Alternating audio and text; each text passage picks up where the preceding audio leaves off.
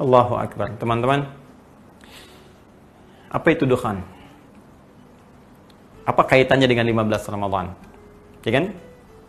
Kemudian, apa dampak-dampaknya? Dan lebih penting, dari mana sumbernya? Itu yang paling utama. Nah, maka dalam konteks ini, saya ingin coba batasi dulu. Dukhan memang benar. Dimasukkan pada satu di antara 10 tanda-tanda yang sangat spesifik tentang akan mendekatnya atau terjadinya kiamat. Bahkan jelas turun surahnya langsung, Allah berikan keterangan surah Ad-Dukhan.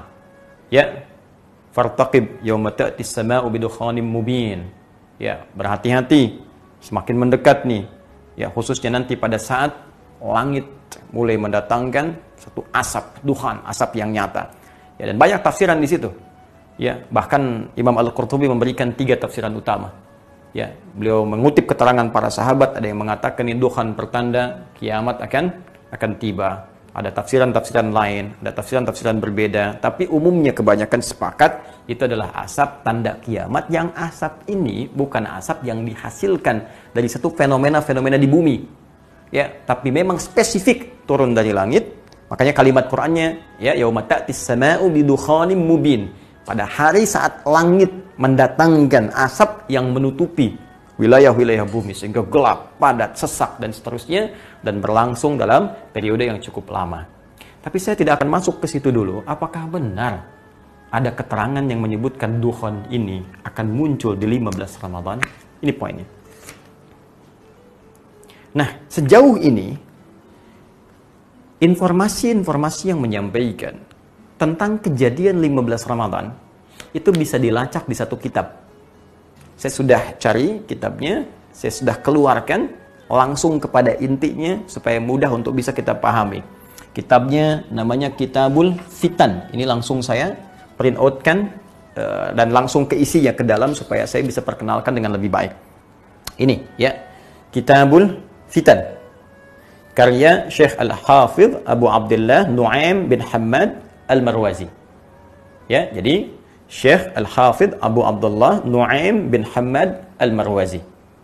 Ini saya sudah keluarkan dengan tahqiqnya langsung. Ya, dari manuskripnya juga diambil di Britania di Inggris, ya, kemudian oleh muhaqqiq ini yang akan mengeditorialnya, ya, yang akan menganalisis naskahnya, diturunkan kembali sampai kemudian dicek validitasnya dan kaitan-kaitan dengan keaslian naskahnya, sampai juga penulisnya, biografinya dan sebagainya. Secara singkat, pembahasan tentang tadi itu ada di halaman 228. Ini. Di nomor pembahasan 638, halaman 228. Ya. Walaupun penulis kitab ini, Abu Abdullah Nu'aim bin Muhammad Al-Marwazi, mengatakan ini hadis dari Nabi SAW, tapi para ahli hadis menolaknya, menggolongkan ke dalam hal-hal yang harus diingkari, menyebutnya dengan sesuatu yang tidak digunakan sebagai hujjah, nggak bisa dipakai sebagai dalil, bahkan ada yang lebih kencang mengatakan hadisnya palsu, dan seterusnya. Dan saran para ulama hadis bahkan sudah jangan terlalu serius. Kata para ulama hadis jangan terlalu serius. Tapi mohon maaf, kita pun mesti adil. Saya coba ingin tanya lah, teman-teman yang pernah menyampaikan riwayat ini, pernah lihat kitabnya nggak? Itu pertanyaan saya. Jangan-jangan Anda sepotong-sepotong saja. Ambil, apalagi yang nggak pernah lihat sama sekali, heboh, awas besok dukhan aja nggak tahu Anda apa. Saya mau tanya, Anda saja yang meriwayatkan informasi ini, yang menyampaikan, pernah lihat kitab itu nggak? Dugaan saya, besar kemungkinan belum pernah lihat. Dalam arti melihat itu benar-benar membaca dengan teliti. Ya, kalau lihat begini, Anda barusan lihat juga, oh lihat Ustaz. Ya. Yang saya maksudkan membaca dengan teliti.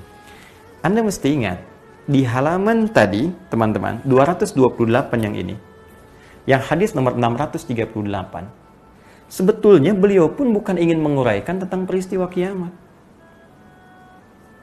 Abu Nu'aim ini bukan ingin berbicara tentang peristiwa kiamat.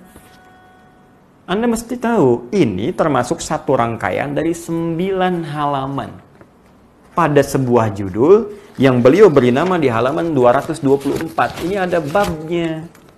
Apa babnya? Ma yudhkaru min alamati minas sama' ma yudhkaru Ya, hal yang akan disebutkan ini min alamatin minas sama, termasuk tanda-tanda, ya, fenomena yang dapat nampak di langit, kelihatan dari langit, fiha, ya, finqita'i mulki Banil Abbas. Tanda-tanda itu terkait dengan berakhirnya kekuasaan, ya, dinasti Abbasiyah, Bani Abbas.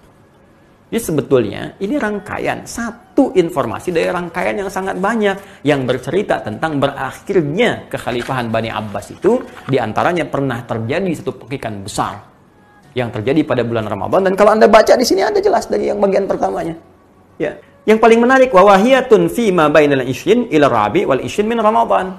Dan ada juga diprediksi antara 20 sampai 24 ini. Jadi ini bukan hanya bicara tentang 15, bicara dari 10, bicara dari 15, bicara dari 20, bicara dari sampai 24. Cuma nanti ini ditambah-tambah dengan cerita-cerita.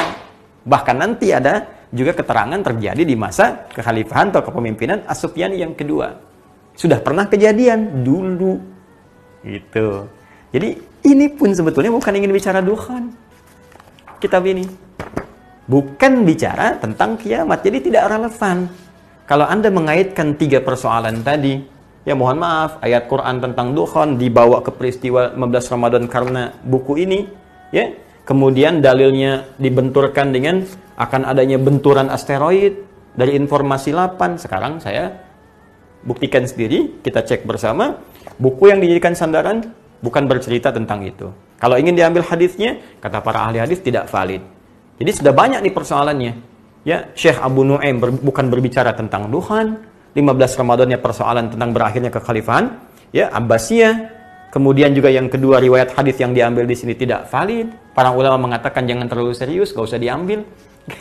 Kemudian informasi dari 8, dari NASA, dari Bosca mengatakan nggak ada benturan itu, dalam arti benda yang disebutkan itu, asteroid 2016 HP6 itu sangat jauh jaraknya. Nah, jadi sekarang apa yang menyebabkan kita panik? Jangan-jangan bukan persoalan kiamatnya. Jangan-jangan persoalan amal kita. Ini masalah. Karena orang-orang yang panik dengan satu kejadian besar, ini menandakan ada persoalan iman dalam jiwanya. Sebab kalau orang merasa amalnya baik, sholatnya baik, cukup dia beramal, dia nggak akan khawatir. Kita sibuk dengan kapan kiamat, takut begini, takut begitu. Allah sudah menjawab kok. Jelas disampaikan di Quran surah 33 Al-Ahzab itu, ayat 63. Ya, yas'alunaka 'anis sa'ah. Qul innama 'ilmuha 'indallah. Ya, wa may yudrika la'alla as-sa'ata takunu qariba. Dari dulu, teman-teman, bukan sekarang aja, dari dulu Allah menyampaikan pada Nabi Muhammad SAW. Mereka banyak bertanya kepadamu tentang kiamat. Kapan kiamat? Kapan gini? Kapan begitu? Apa jawaban Allah? Katakan aja dengan singkat pada mereka. Nggak usah pikir banyak tentang kiamat. Pengetahuan tentang itu hanya Allah yang tahu. Bahkan tegas disampaikan dalam Quran surah ke-34. Maaf, Quran surah 31. Dalam Quran surah 31 Luqman ayat 34. Yang 34 ayatnya, ayat terakhir di surat Luqman. Perhatikan. Innallaha 'indahu 'ilmus sa'ah. Hanya milik Allah pengetahuan tentang kapan terjadinya kiamat. Bahkan kalimatnya jelas disebutkan waktu. Ya, di Quran itu banyak. Kiamah, yaumul kiamah. Yaitu ada bahkan surahnya surah ke-75. Ya, la uqsimu biyaumil qiyamah, yaumuddin, yaumul akhir, tapi menunjuk pada waktu spesifik saat. Kalau sekarang saat itu jam. Ada menitnya, ada detiknya. Kata Allah sampai menitnya, detiknya cuman saya yang tahu, kata Allah. Ya, kita hanya diberikan berupa tanda-tanda dari yang kecil sampai dengan yang besar supaya waspada.